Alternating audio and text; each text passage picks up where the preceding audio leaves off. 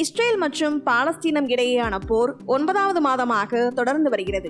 இந்த நிலையில்தான் தற்போது சமூக வலைதள பக்கங்களில் அகதிகள் முகாமின் புகைப்படம் ஆல் ஐசான் ரஃபா என்ற வாசகத்துடன் ட்ரெண்ட் ஆகியுள்ளது. கழுகு பார்வையில் எடுக்கப்பட்ட அந்த படத்தில் ஒரு அகதிகள் முகாமில் உள்ள கூடாரங்கள் ஆல் ஐசான் ரஃபா என்ற வாசகத்தை காட்டும் வகையில் அமைக்கப்பட்டுள்ளன. அண்டை நாடுகளான இஸ்ரேல் மற்றும் பாலஸ்தீனம் இடையே நீண்ட காலமாக பிரச்சனை உள்ளது. குறிப்பாக பாலஸ்தீனத்தின் காசா பகுதியில் செயல்பட்டு வரும் ஹமாஸ் அமைப்பினர் மற்றும் இஸ்ரேல் அமைப்புகள் இடையேதான் தொடர்ந்து மோதல் நீடித்து வந்தது.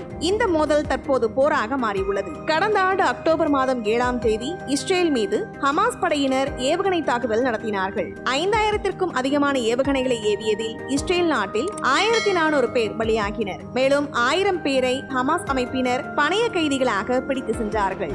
இதனையடுத்து இஸ்ரேல் காசா மீது தாக்குதல் நடத்தியது. இந்த தாக்குதலை போராக இஸ்ரேல் அறிவித்ததை தொடர்ந்து வான்வெளி மற்றும் தரைவழி தாக்குதல் நடத்தி வருகிறது.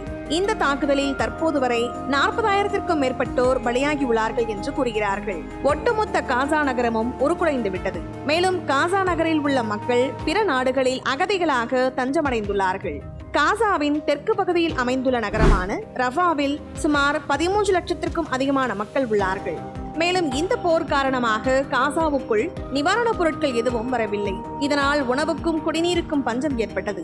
உணவு குடிநீர் தேடி எகிப்து எல்லையான ரஃபாவில் பாலஸ்தீன மக்கள் குவிந்துள்ளார்கள். ரஃபா எல்லையை கடந்துவிட்டால் எகிப்திற்கு சென்றுவிடலாம். ஆனால் எகிப்து நாடோ பாலஸ்தீன மக்களை அனுமதிக்கவில்லை. இருப்பினும் அவர்களுக்கு தேவையான அனைத்து அடிப்படை தேவைகளையும் எகிப்து அரசு செய்து வருகிறது. உலக நாடுகள் அனுப்பும் மருந்துகளும் உணவும் எகிப்து வழியாக ரஃபா எல்லைக்கு அருகில் குவித்து வைக்கப்பட்டுள்ளன.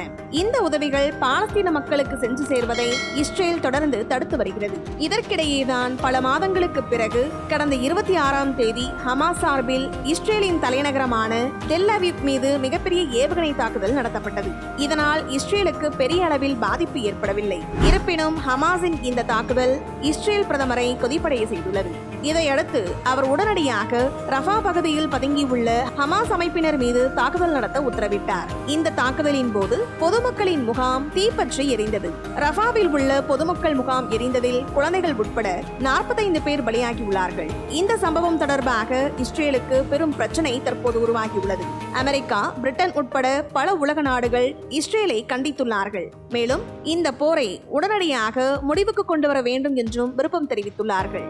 ஆனால் இஸ்ரேல் இந்த போரை கைவிடுவதாக தெரியவில்லை. இந்த நிலையில்தான் இஸ்ரேல் தாக்குதலில் ரஃபாவில் பொதுமக்கள் முகாம் எரிந்து குழந்தைகள் உட்பட 45 பேர் பலியாகி இருப்பதை கண்டித்து இந்தியாவில் உள்ள பல பிரபலங்கள் கண்டனம் தெரிவித்துள்ளார்கள். இது தொடர்பாக பலரும் தங்களின் வலைதள பக்கங்களில் ஆல் ஐசான் ரஃபா என்பதை பதிவிட்டு வருகின்றார்கள்.